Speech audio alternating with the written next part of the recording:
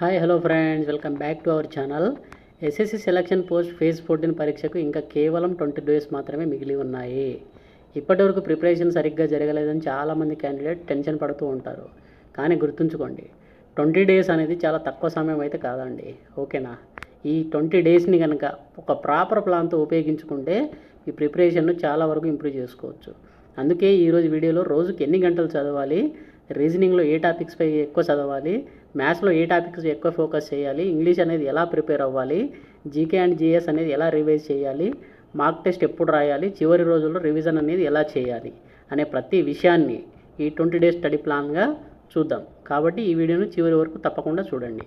Okay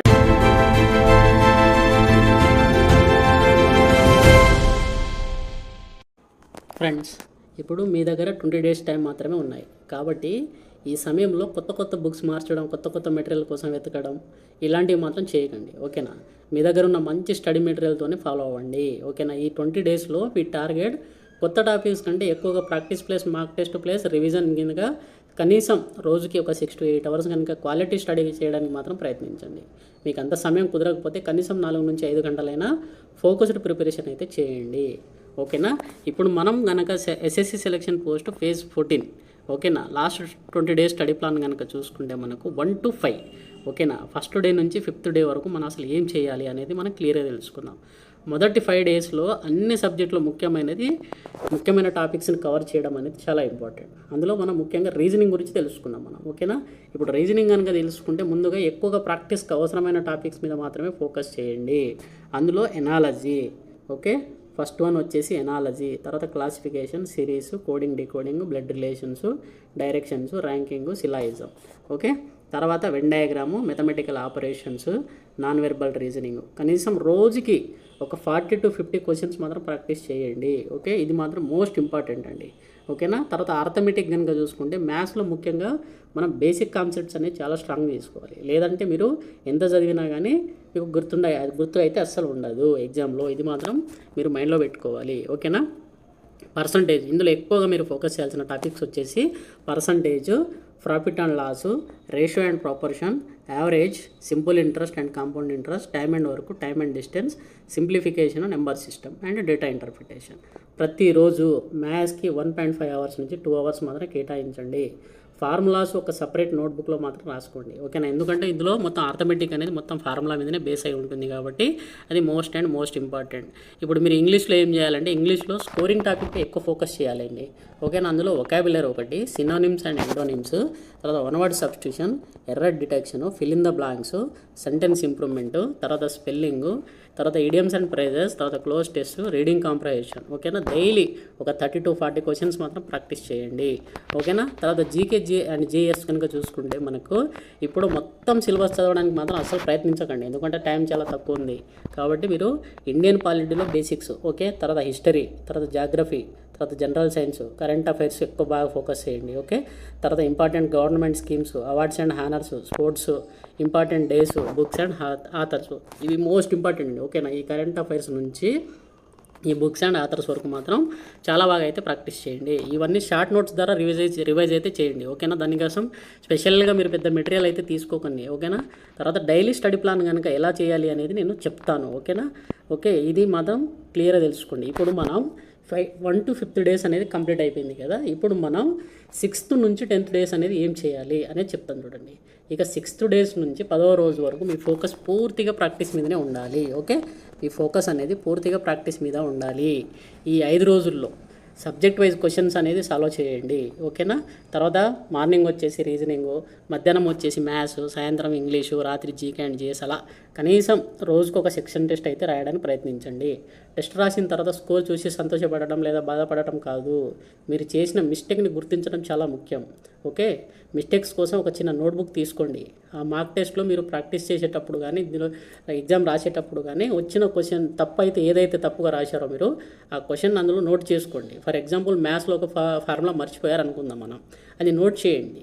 రీజనింగ్లో ఒక particular pattern అర్థం కాలేదనుకోండి, అది నోట్ చేయండి. ఓకే, ఇంగ్లీష్లో వొకాబులరీ వర్డ్ అనేది తప్పుగా వచ్చింది అనుకోండి, అది నోట్ చేయండి. ఓకే, చివరి రోజుల్లో మిస్టేక్ నోట్బుక్స్ అనేది మీకు చాలా అంటే చాలా యూస్ఫుల్ అవుతుందండి. ఓకేనా? ఎందుకంటే మీరు ఇక్కడ మిస్టేక్ చేస్తున్నారో అది మీకు రివైజ్ చేయడానికి అయితే ఉపయోగపడుతుంది. కాబట్టి అది మోస్ట్ ఇంపార్టెంట్ అండి. ఓకేనా?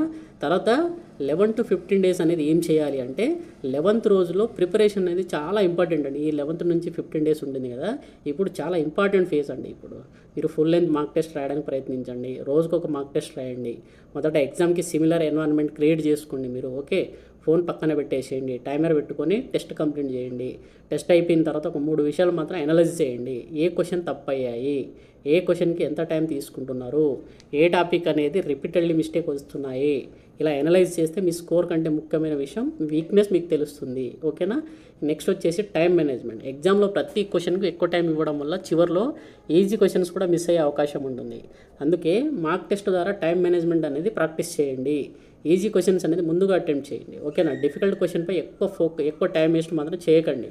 ఓకేనా? ఒక క్వశ్చన్ రాకపోతే దాన్ని లాటర్ వదిలి ముందుకు వెళ్ళిపోవడం బెటర్.